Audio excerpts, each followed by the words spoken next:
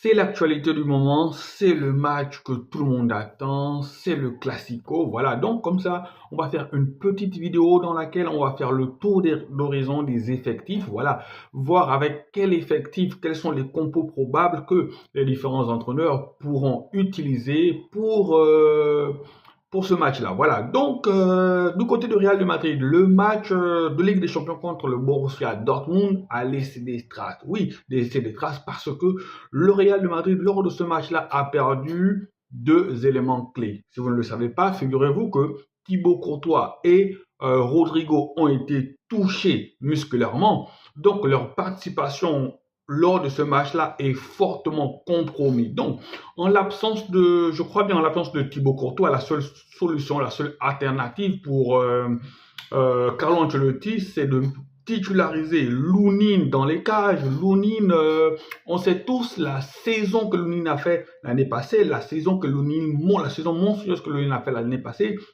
Il a été le grand artisan de la victoire finale. Et personnellement, j'aurais cru que Lounine aurait été le gardien de la finale, mais qu'à ce tienne, on ne remplace pas un Thibaut Courtois comme ça s'il est en forme. Donc, pour ce match-là, je pense que ça va être Lounine parce que Thibaut Courtois a touché musculairement. C'est sûr que le staff de Real ne voudra pas prendre de risque. Donc, Lounine dans les cages. Ce qui fait que Carlo Ancelotti pourrait revenir sur une formation classique, c'est-à-dire un 4-4-2 avec un milieu de terrain composé de Fede Valverde, Tchouaméni ou encore Kamavinga, Modric et Bellingham. Et en attaque, on aura bien sûr les deux flèches, les deux fantastiques, les deux superstars, Kylian Mbappé et Vinicius Junior. Et en défense, voilà, on aura bien sûr sur le côté droit Ferland Mendy.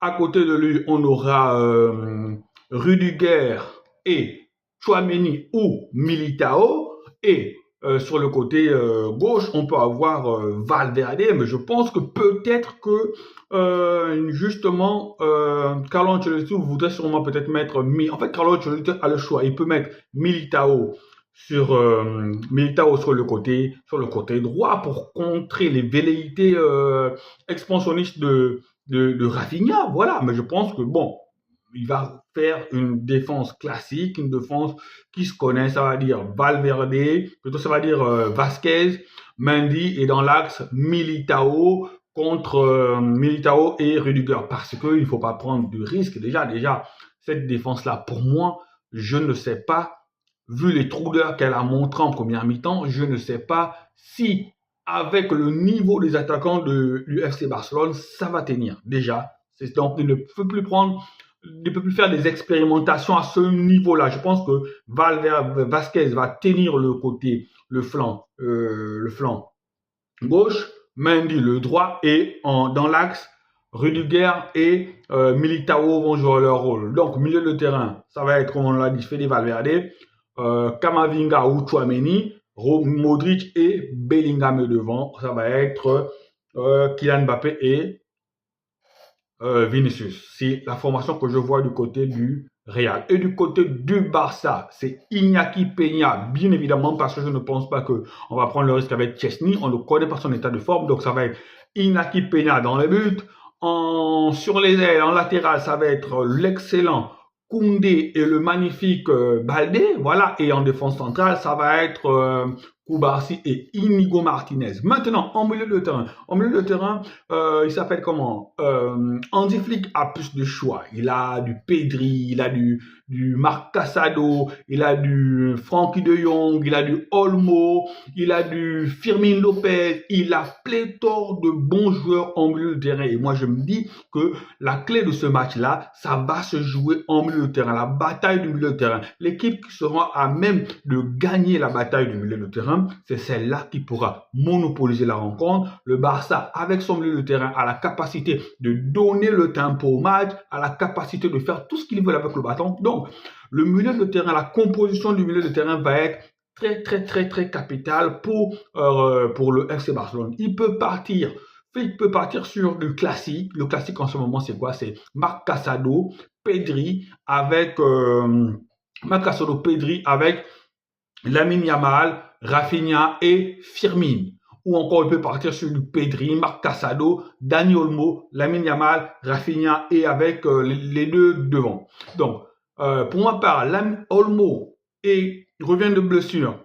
Gavi aussi revient de blessure. Frankie de Jong aussi. Est-ce qu'il faut déjà les lancer dans un match comme ça? Pour moi, je pense que Dani Olmo, Gavi et Frankie de Jong doivent commencer sur le banc et on doit laisser ce milieu de terrain-là qui a joué le match, qui a débuté le match contre le Bayern, jouer, débuter encore contre le Real. Et si par chance on a installé le score, si par chance on mène au moins par 2 buts à 0 et on se retrouve à la 70e minute, là on peut faire les changements qui s'imposent. Donc voici comme ça pour ma part les compositions probables de deux équipes, de chaque équipe. Voilà, c'est avec ces équipes-là que les deux entraîneurs voudront remporter le match. Et je pense que ça va bien se passer pour l'UFC Barcelone. Pour moi, le FC Barcelone est légèrement favori, comme je l'ai dit dans une précédente vidéo, parce que son collectif est mieux adapté, son collectif est mieux huilé, son collectif a plus d'automatisme que celui du FC Barcelone. Sa ligne d'attaque est plus efficace et plus aguerrie et se trouve facilement par rapport à celle du Real de Madrid. Allez, on attend plus que quelques heures. Le match, c'est demain à 21h et j'espère vraiment que les choses se passeront bien du côté pour le FC Barcelone, qu'on pourra creuser l'écart et qu'on pourra remporter à la fin cette Liga. Voilà, ciao, ciao les amis.